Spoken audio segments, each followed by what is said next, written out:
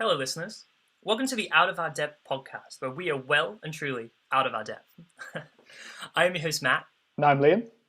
And this podcast is all about cars, our life experiences, good stories, and a lot of things we don't understand. We hope you enjoy. Hello, listeners. Hello. Welcome to another not hungover Sunday morning. Yeah. I've got a wonderful coffee in hand, fresh-faced, caffeine and I've already had too much coffee, so see how this goes.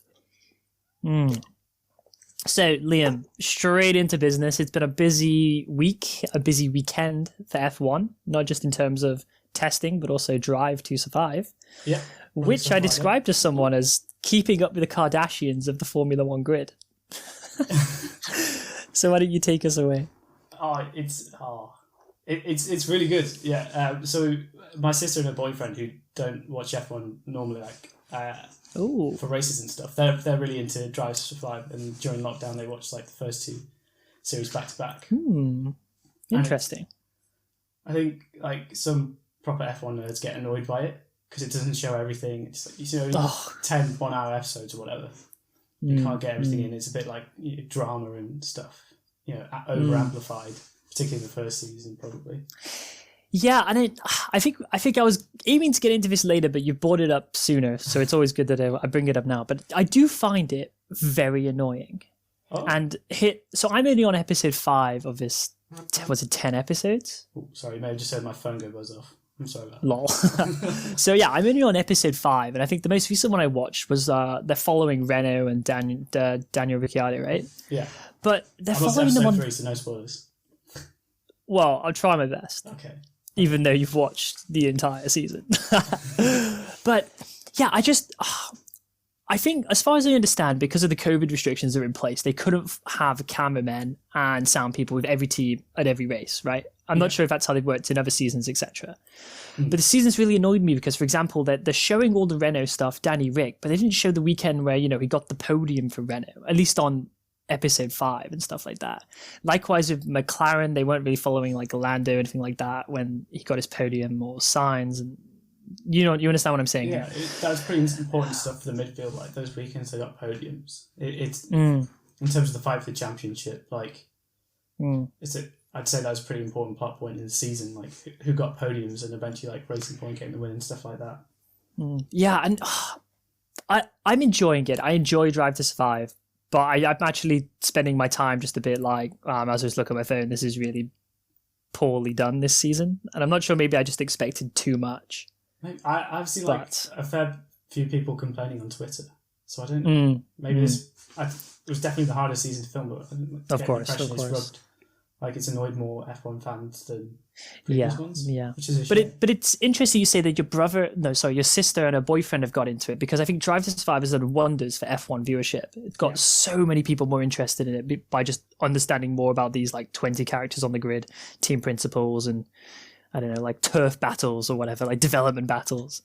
But yeah, I think, to someone who isn't a fan, cool.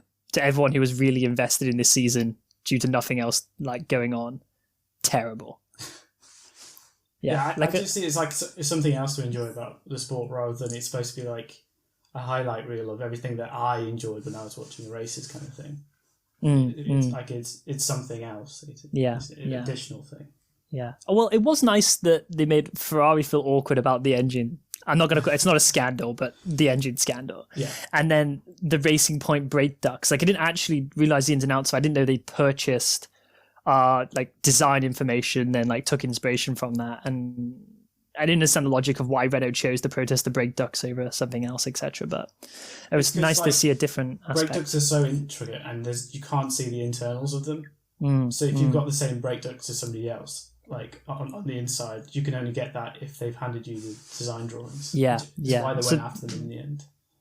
So that makes sense for the protest. Yeah, but it's interesting. It highlights a lot of protesting that goes on, like even if it's just to gain clarity. Like the first episode, wasn't it Red Bull protesting DAS just to understand what was going on, etc. Yeah. Like, and like it's been banned from this season on, so it's like Well, it worked. Is it legal? Is it not? How long is it going to be around for? Like, is it worth chasing? They've got to investigate every avenue. Otherwise, you don't win world championships, do you? Well, I really like how so the team bosses, they're big personalities. Not all of them, but for Toto and Horner, right?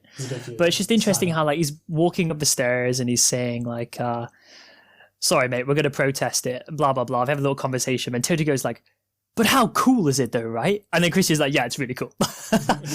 They are in, I don't know, they are in a war with each other, but they're still like mates about it, which I think is really cool. Yeah, it must be some awkward lines to walk at some point because you're such competitors and there's like $500 million invested in each team each year. So definitely from Mercedes' point of view. But here's something else you'll like, and it's not really a spoiler, but so Cyril, a beatball. Thank you. I'm glad that you jumped in there. So we're talking about Danny Rick's decision to leave the team, and Cyril's pretty cut up about it in this, in the Renault episode. Yeah. And he's talking about it like a breakup, and he's like, "Me and Daniel, we are not currently talking. We have a relationship to rebuild, but I don't want to talk to that man." Such massive contrast, like when Ferrari announced Vettel wasn't going to be re-signed, just like how McLaren handled Sainz leaving and how Renault handled Ricciardo leaving. And I see that's another one where I think the series has missed the trick a little bit. Okay, they've highlighted the fact of like, Vettel was probably pissed off, not motivated, didn't want to try, hated the car, blah blah blah. But their coverage of it was just weak. It was poor, to be honest.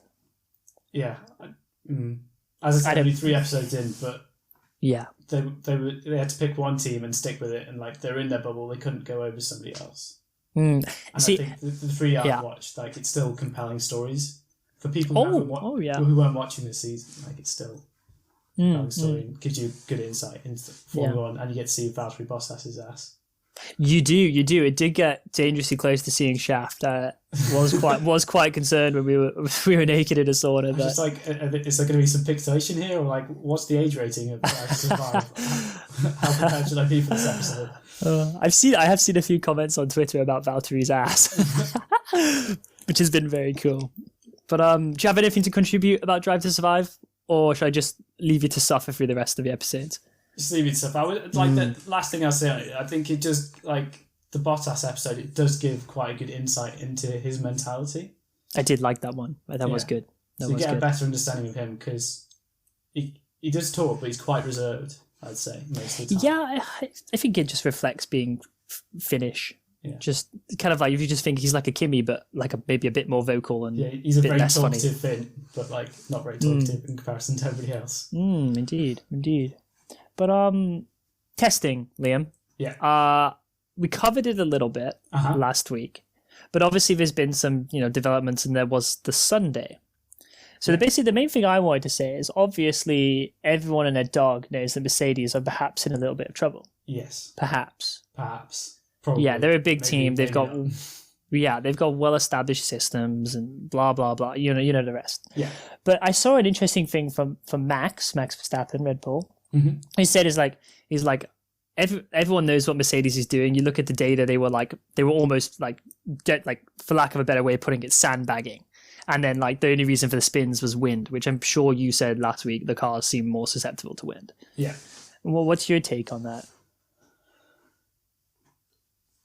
So it looks really bad, like Mercedes comparison to Red Bull, but they've got time to fix what issues there were. Like that's if there's massive issues that they find in testing, then that's good to some extent because that's not massive issues they find during the race. Yeah, it's better than the first race, which is Bahrain. Is it Bahrain? Yeah. So, are we doing 2 at Bahrain, or are we Bahrain and on? Bahrain and then somewhere else. Maybe somewhere. Yeah. The calendar's a bit all over the place this year, which I actually I'm a fan of it.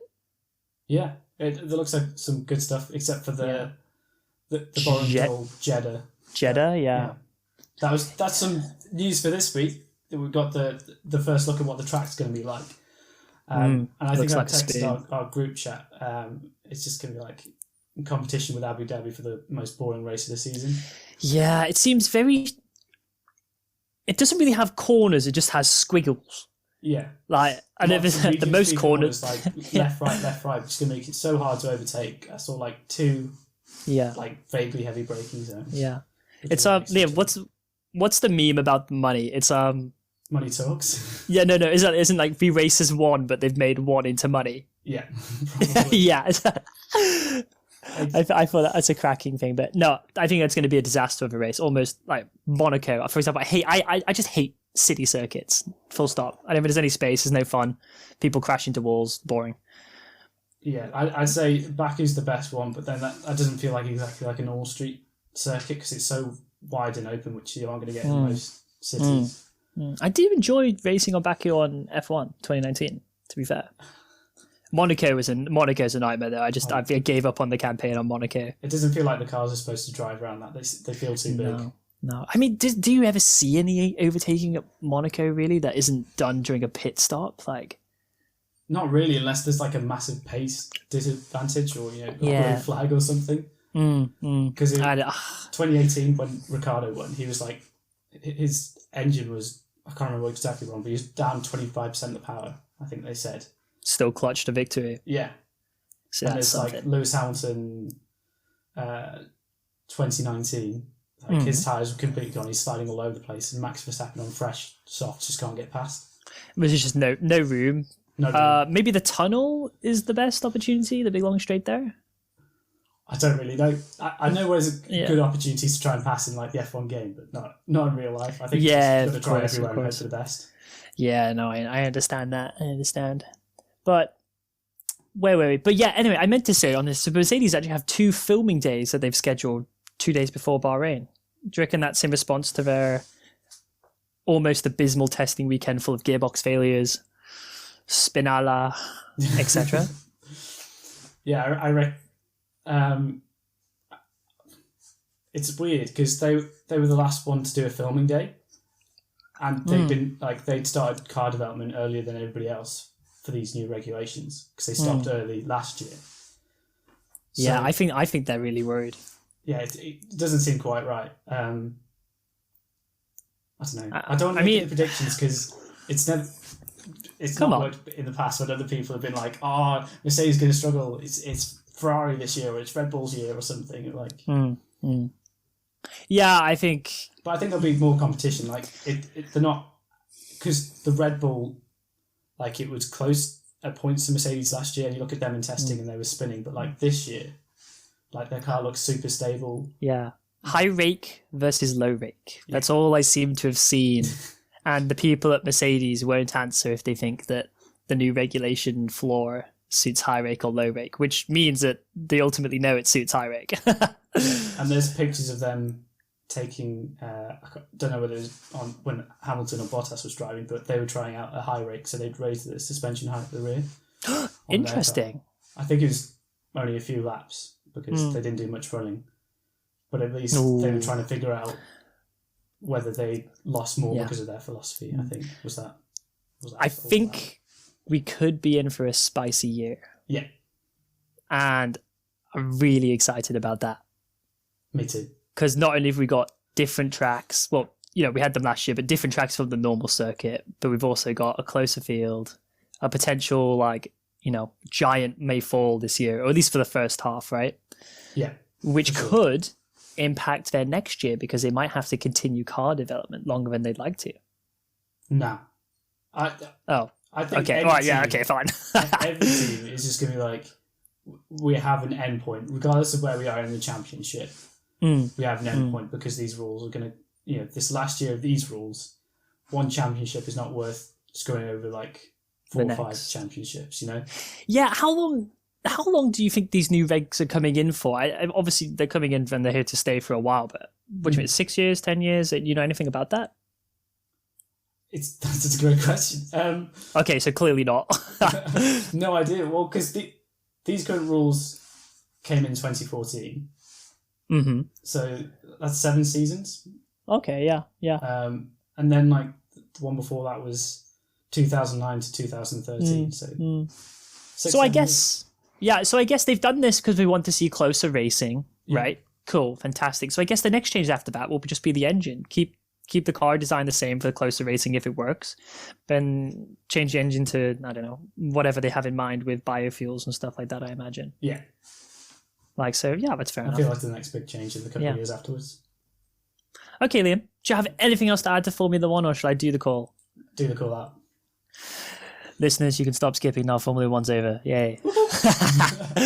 I think that's my favourite section. It's quickly become something I look forward to, say the Formula One section's over, despite me loving talking about it. Actually, one last question. Oh dear. I'm so sorry. Go. Is it next weekend that the races start again? Yeah. Next weekend. I'm off all this week, so I get to watch the entirety of FP1 and FP2. That's fantastic, mate. That's fantastic. I wish I didn't have so much work to do. Otherwise, I'd love to be there as well to just binge it with a beer midday. But yeah, that does lead me on nicely to something I maybe wanted to ask you before we delved into music and so on. Go for it. What is the thing you're most looking forward to doing at the end of lockdown or when the pandemic is lifted? Blah, blah, blah. You know what I'm saying here. Yeah. Number one thing right now. You got 5 seconds. I just want to be somewhere with a lot of friends doing something dumb. That's really cute. I absolutely want that as well. Yeah. Namely, I would love to go out to the coast, go swimming in the ocean, cook burgers on the back of the car. We love North Wales, don't we? We have an unhealthy obsession with North Wales. Yeah. And cold water and lakes and stupid stuff. But hear me out. That sort of stuff, yeah. Go for it. The pub. Okay. Sat in the garden of a pub in the sun. Yeah. Pint in one hand, pint in the other hand with all your mates. Lovely. Because I think that's coming pretty soon. I'm really looking forward to that. 12th of April, I think. Yeah, sure. Yeah. Big guns. That must be soon. Like, as soon as you can have a small group of people socially distance, you just meet at a pub. Sit on the sides of a picnic table or something. It's all good. Meet at a pub and forget which way's up after an hour. Oh, man. Yeah. Well, anyway, Liam, that was just something I really wanted to dig out of you, what you're most looking forward to. Why don't you hit me with your music suggestion for this week? Okay. Just improve on the last one you gave, please. So, I was sort of walking around the park and I couldn't find a podcast I wanted to listen to that day, so I switched out to music. I'm just scrolling through what I have bought myself, sort of download on my phone. Because you don't have Spotify for some reason. Don't have a Spotify premium. Maybe they'll sponsor us. Maybe that'd be ideal. Otherwise, I might have to give them. Sponsor you £5 a month for Spotify premium. No, go on. So you ended up looking for music you had saved on your phone. Yeah. And naturally, I fall on Bon Iver. And the song recommendation I got this week is Perth by Bon Iver.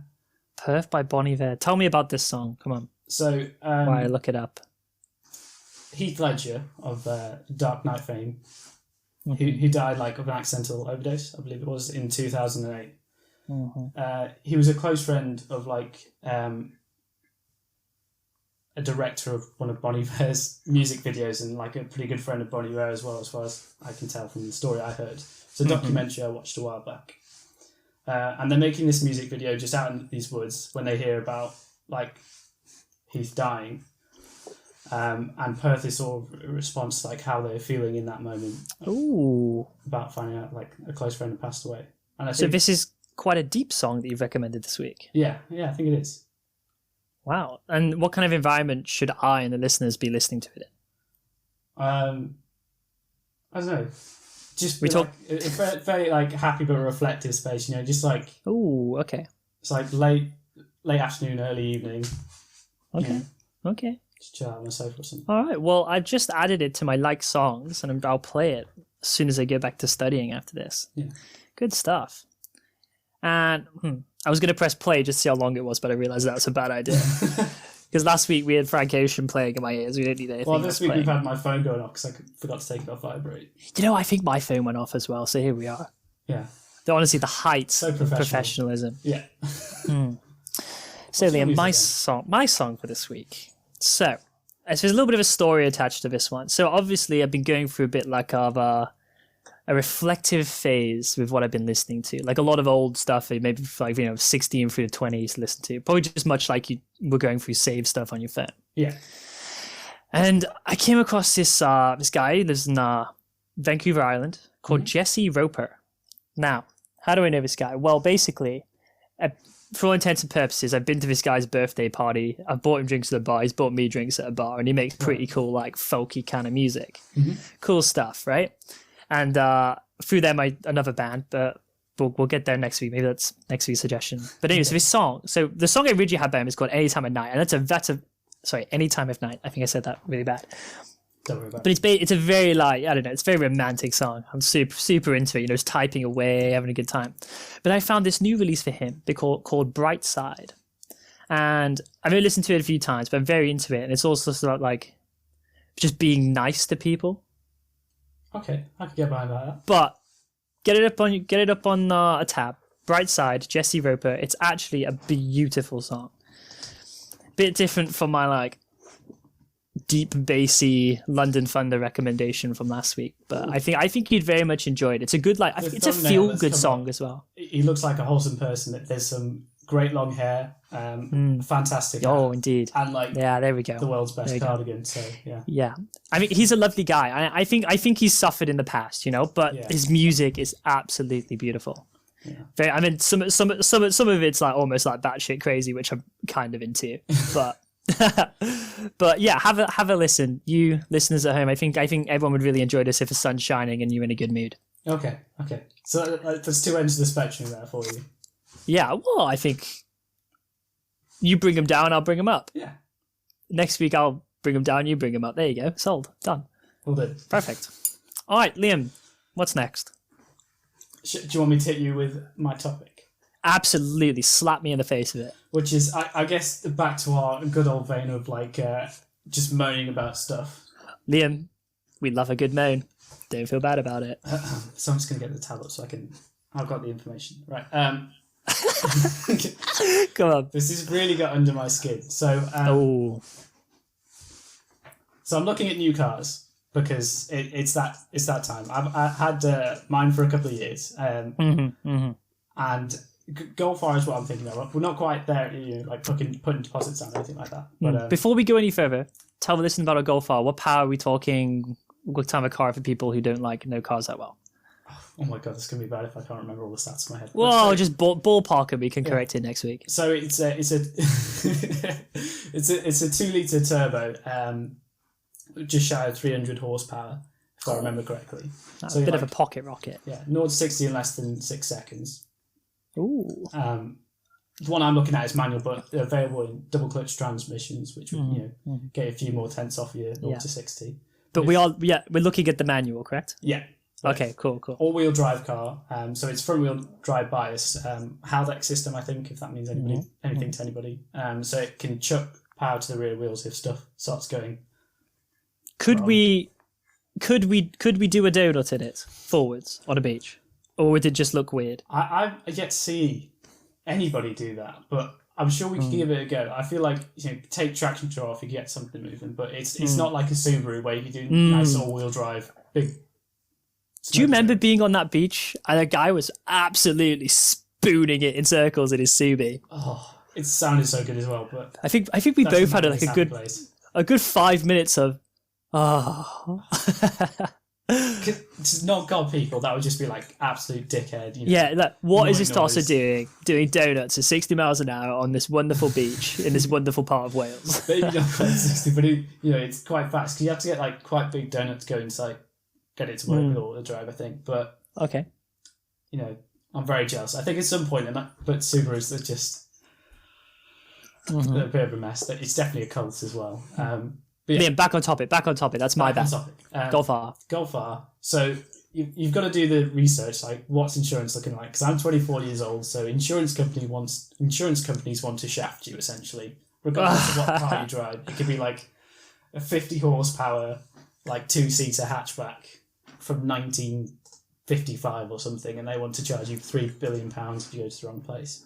Wow, that's quite a lot of money for a 2-seater from 1950 something. Yeah, maybe exactly. But okay, so you're looking at the car. you've obviously looked at insurance quotes because that's what people have to do. Yeah. What's the price you've been hit with? So, my insurance company, the one I work for, won't insure me. So What? I can't get my nice discount. Just full stop. Won't do that car for my age range, I guess. Okay. So on a comparison website, comparethemarket.com, others are available. But your company is quite a low risk insurer, though, are they not? Yeah, so we've got like they purposely price high for stuff like this, or brands, not at all. Yeah, so I can go quite in depth on insurance philosophies, I guess. No, let's not do that. Let's not do that. I don't think anybody wants to go in that, but essentially, my company is just like, we want low risk stuff. Okay, so you've been on Money Supermarket, Compare the Meerkat, you name it. Yeah. What's the price? Come on, hit me. Just shy of $1,000. You're upset about that, or you're happy with that? No. The kicker is, if I just want to put a simple exhaust system, sort of like a back box, nothing fancy. A modification, which insurance companies hate. Yeah. Go on. $4,500. Wow. So not only have you spent £500 on making your car louder, you're now paying four times as much on insurance. Yeah. So holy cow. But I mean, I don't condone this, but that's providing you tell them. Yeah. Which is kind of what I want to get onto, because the insurance offer is very subtle. I got like over 20 offers, 20, 30, something like that, for just a standard unmodified car, and you're just changing something slightly. I think there was 3, maybe 4 offers I got. Now, here's an interesting thing that I was turning up when looking for insurance for my Jeep. So obviously there's a few things been done that are declared, talked about, all of which make the car slower. But it's a modification nonetheless, despite making this thing slower and slower and slower. But whatever, I'm not in charge for some reason. But I came across a company called Adrian Flux, and but I don't think they're on these comparison websites. They're more of like a broker that specialises in 4x4s and and so on. More or less, they hated me because of my age. But I think that could be a good avenue to explore, is giving them a call and asking them to see what they can put out for you, because their website says like specialists in modified insurance, so they're going to recognise that an exhaust should not quadruple your premium. No. And that's what I was going to recommend. So I've got a mate, Chris, with a Mark 6 Golf R. Hello, Chris, with the Mark 6 Golf R. I hope you're listening. And it's a really nice setup car. Like, he takes care of that, I'd see him as a low risk in terms of the world of people who drive modified cars. Okay. And he went through a broker, but he's got...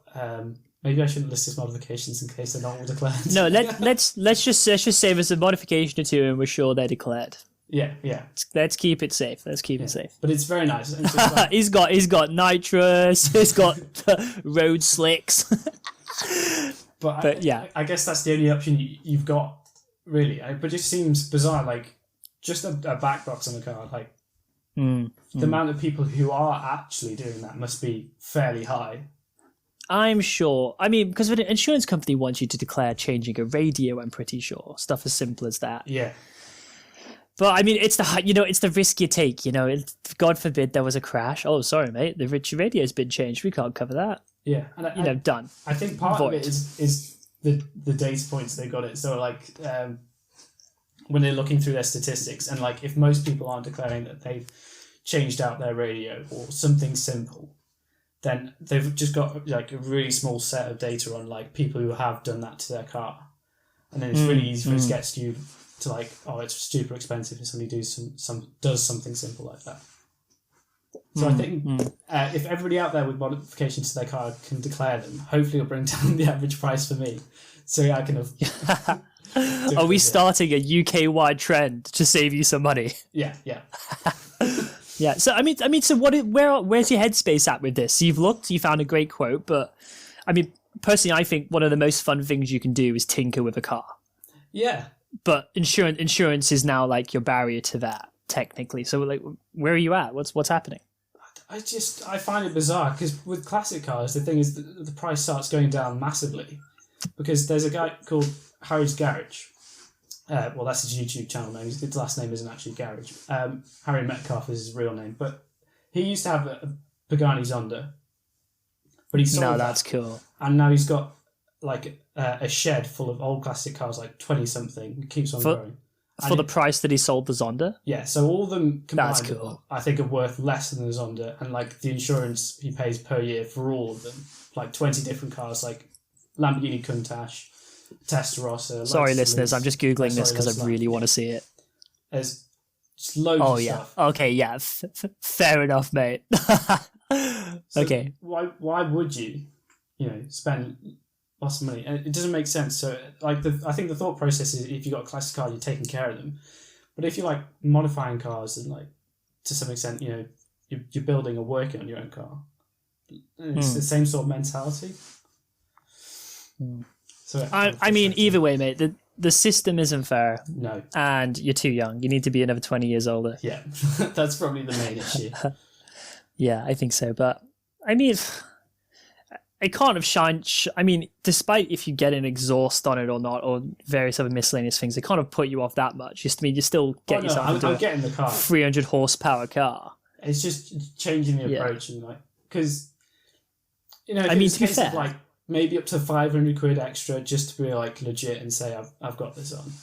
Because I mean that's a worthy cost. Can be like quite expensive, and like if somebody rear-ended you, you want that covered instead of having to pay like a couple of grand for exhaust to replace. Yeah. I mean, what are the chances of you finding one that's already had an exhaust done? Probably quite high. Yeah, but Golf's the aftermarket for Golfs is messed up. Yeah, because anybody sensible will return their car stock. If you like watch any car YouTubers, they'd be like they spend 6 months like putting all these modifications on their car, and then when they come to sell it, inevitably, like they'll strip everything off, take it back to stock, because not only can you sell everything for more, if you separate it back out, but it's also easier to sell an unmodified car. Yeah, I think so. I mean, this actually brings me onto a podcast I was listening to, actually, quite conveniently, that I wanted to talk to you about. It's quite an interesting story, a scary story even.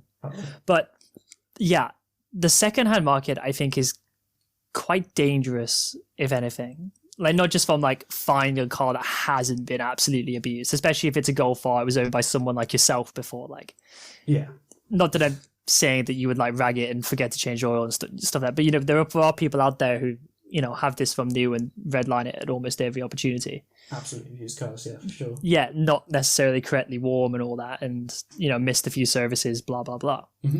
But I mean, like, but it's even just stuff like common defects that people try and hide from you. And I'm guessing you're going through a dealer here, but it doesn't necessarily make them a good, an honest place. Yeah, I had bad experiences with dealers. Like the last time I was looking for a car. Yeah, I mean, even like our friend Richard, he got his car and half the buttons don't work. Well, not half, but a couple of the buttons don't work. Is it cruise control? Cruise control doesn't work. Yeah, all stuff that the dealer could have just been honest about. I refuse to believe that it didn't know it didn't work. Yeah. But ultimately, this guy's got cash in his pocket and I want it. So, be a bit, dance around the truth a little bit, maybe. Yeah. I think it's like, it's not just dealers, it's all people like trying to hide exactly. everything. And so Liam, obviously I'm obsessed with Jeep. So obviously I listen to a Jeep podcast. Naturally. Obviously. These two guys, one of them's got an LJ. Maybe I was telling you about like the slightly longer version of mine that's an absolute unicorn of a car. Yeah. Front and rear lockers, you name it, right? So basically, yeah. So they were telling this story of a man who went out to buy a Jeep for his daughter. I think that's quite a common thing in the States. Like, I mean, to be fair, if I lived in the States and I had a kid, I'd be like, yeah, your first car is going to be a Jeep because A, it's meaty, and B, it's cool as balls, right? Despite poor fuel economy, poor ride, your ears will be ringing after 2 hours, and so on, right?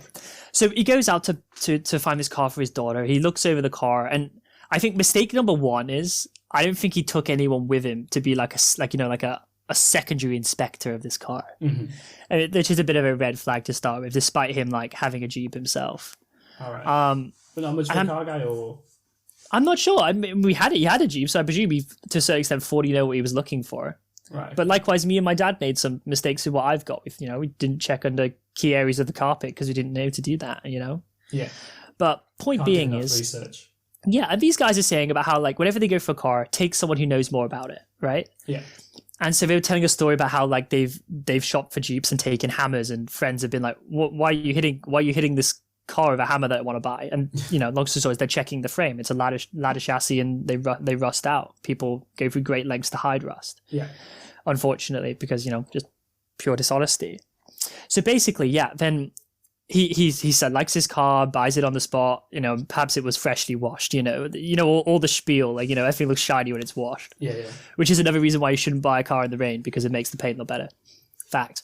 Hide scratches or missing lacquer. And all Exactly, because it fills all those micro scratches, so it makes it look a lot cleaner than it is. The same thing that polishing a car does, right? Mm-hmm. So he gets halfway home, and basically his car sets on fucking fire. Oh dear. Like through dodgy wiring, DIY, bad maintenance, all that same. But I'm where am I in the story? So he set on fire, right? Yeah. So then he manages to put it out, and the fire is more or less contained to the hood. That's fine. Okay, cool. He probably saved quite a large bit of money if he was gonna just replace what was burned. Mm-hmm. But then he gets it to a garage, like a Jeep specialist garage, as there are. Yeah. And they put it up on this lift, right? And the guy who puts it up on the lift, there's like two of his technicians are underneath it. He screams for these guys to get out from underneath his car ASAP. You're like, this is at least this podcast version of the story. Right. And long story short is, this car, through basically what was left of the frame was tin foil.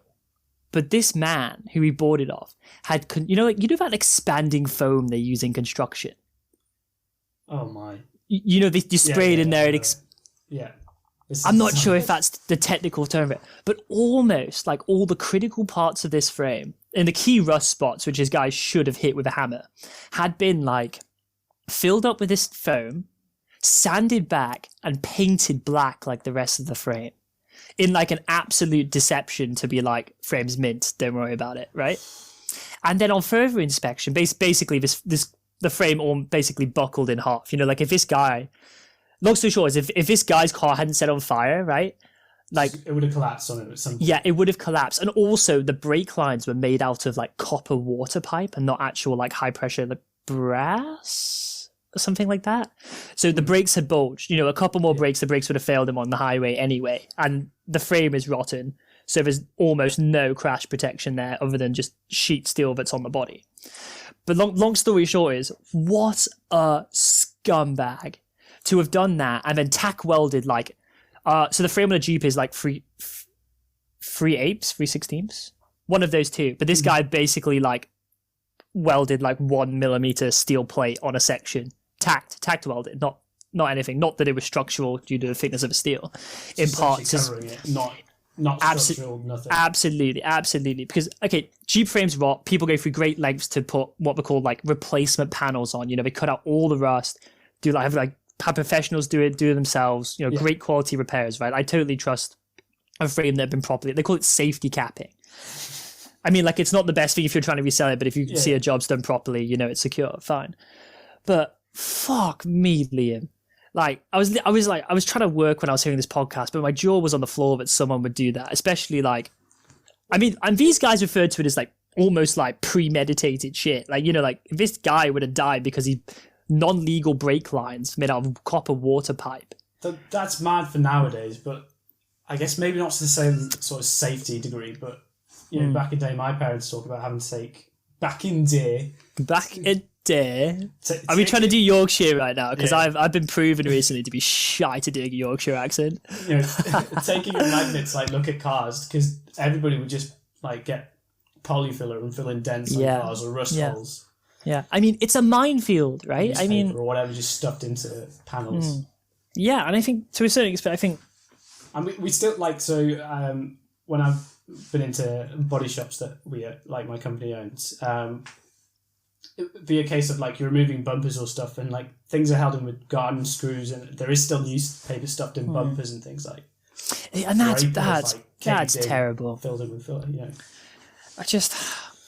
it makes you wish there was more honesty out there towards this stuff. I mean, I know this guy just wanted to recoup his money from his car, but you can't sell something that could ultimately kill someone. And if this dude had given it to his daughter, being like, frame's nice, drives nice, have fun, and then, a couple more breaks, the brakes failed and she's on the interstate. Something like, it's...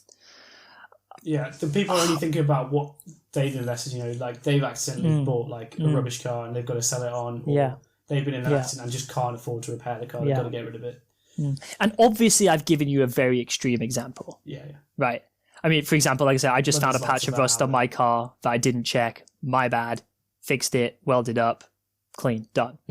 But I mean, this, I guess, comes full circle back to the stuff that you're looking at and being ragged is that I guess you're going to a dealer, but that doesn't mean they're honest. You still have to check everything under the sun, in my opinion, to find a good example. Yeah. So when I bought my BMW, I got, I think it was RAC inspection because it was a couple 100 miles away from me. So you outsourced someone professional to check, so and it saved you a big journey. Yeah. Because like the cost of it was essentially like the fuel money, pretty much that would have cost at the time to go see this car. And if it was just complete dog, at least I would have not wasted that trip. Yeah, of course. You would have only disappointed yourself. You'd have been like, shit. I mean, but part of that inspection was like an additional charge to do like an oil quality check. So they take a sample and see if there's like any metal contaminants or like water traces, whatever in the oil. Like they'd pull out the filter, squeeze it. Something, there's multiple, because that's what they do with airplanes and shit. So. There's multiple ways to get like an oil sample from a car fairly easily. But I got the report back afterwards, after they'd done the inspection, and it was lots of it was quite good. Like they picked out the alignment wasn't quite right, so they got a wheel alignment before it came to me and things like that. But on the oil filter section, oil quality section, which I'd paid like 15 quid extra for because I thought that was quite useful. They couldn't do it because BMWs don't have a dipstick. It's an electronic oil gauge. But there's still an oil cap, and there's still like a billion ways to get an oil sample out of there. So they did well. So what that tells me was not a substantial amount. Yeah, that oil check. All they were going to do is take the dipstick out and look at it. Interesting. Which is that's like very 15, half-assed. Yeah. So and I think there's so many of these services. I don't know. How do you know who to trust in lots of this stuff? Well, I suppose you trusted the RAC name, a brand you recognised. There's like a few other people like the AA do them as well. It's just the one I look for. You see, now when you told me about that, like so. I watch a lot of random crap on YouTube. We know this now, and one of them is so obviously a lot of Cessnas and stuff. They have just like V8 turbos in them and stuff, and people pull off the filters, they put it in a bench vise, they squeeze all the stuff out, and they literally check the oil for like filaments, bits of I don't even know like certain iron elements that on the cylinder walls, etc. Yeah. I thought you were telling me they were going to do that because I thought that'd be really cool. Like that's worth paying for. That's what I thought I was paying. Yeah. But if they're checking the dipstick and be like, yeah, the oil's black, it needs a change, that's poor. Yeah, that's just part of a standard inspection. Yeah, especially because any normal dealer would just do an oil change on the car when they got it, right? Yeah, like the place I bought it from, they had their own MOT station and stuff on site. So they did a full service and MOT as part of the sale. Yeah, and I'm telling you now, the quantity that they buy oil in makes it dirt cheap. Yeah, and. Just looking at the color of an oil is easy to there's still a screw cap that you can take off and look at it. So yeah, but I think the point is that they definitely couldn't have got a large sample from that because obviously the oil, like very minimal oil, stays up in the valve cover. No, but there's still plenty of ways to get oil. Yeah, and I feel like the lack of a dipstick, you're not getting much oil off that. I mean, why did they do that? I mean, did BMW just decide that people don't like checking their oil anymore? I guess so. It's just so many washer fluid will give you a warning for that if that's low. It's all just in your dashboard, and you can do a systems check, and it'll go through. I hate that. I hate that. That's just so opposite the ethos of my car. It's just but I'm monitoring and stuff like that. Oh God! Ugh! Look at them. If they're bulging, put some air in. If not, it's fine. Run flats. You've got to. You've got no way. Yeah. Well, here's an interesting thing actually, Liam. So obviously, off-roading, letting air out of your tires from say 30 psi road down to 12 off-road is a big thing for traction purposes, right? Yeah. For listeners out there, basically the tire deforms, you've got more tread on the ground at any one point, and typically your tires will fold over rocks, increasing traction. But the new Wranglers, I think they're called the JLU at this point. they have tire pressure monitors that were never like set up to be okay with tires being aired down. So these poor people were going off-roading and having like tire pressure warnings and like the car physically beeping at them just for like doing what the off-road community does. And from a brand like Jeep, you'd be like, well, I wouldn't have expected that from them. It's your whole thing is this thing's supposed to be a monster off-road, especially if you've dropped 70 plus K on a Rubicon. Yeah. I don't know. I'm rambling on and pissed off, but either way, your RAC inspection, they told you the alignment was off, the oil, nothing about the oil clearly. And you went to visit it and it turned up trumps. It was worth paying for, right? Yeah. So it's pretty much the car I thought I was buying. So like, it was not far from needing 4 new tyres and brakes and pads. And like, that was reflected in the price it was at. And everything else was fine, you know. And and since then it's all been done. It's been looked after, and it's been a wonderful car, right? Mm-hmm. Now it's time to get a pocket rocket. It is, yeah, something different. Yeah. Anyway, Liam, I'm at the end of my coffee, and my heart is racing. It was a bit strong today. Double shot. Yeah, so I mean that's all I have for this week. I think we some good discussion, hopefully useful for somebody out there. Yeah, I think the main takeaway is if you're going to go look at a car, take someone who knows a lot more than you. Not specifically about that car, but just about things to look for. Yeah. Even if it's just a second pair of eyes, do it. As much as you can. Because people will go through lengths to hide stuff from you, right? Absolutely. All right, thank you for listening, guys. It's been wonderful as always. Yeah, good fun. Good fun. See you on the next one. See you guys. Bye.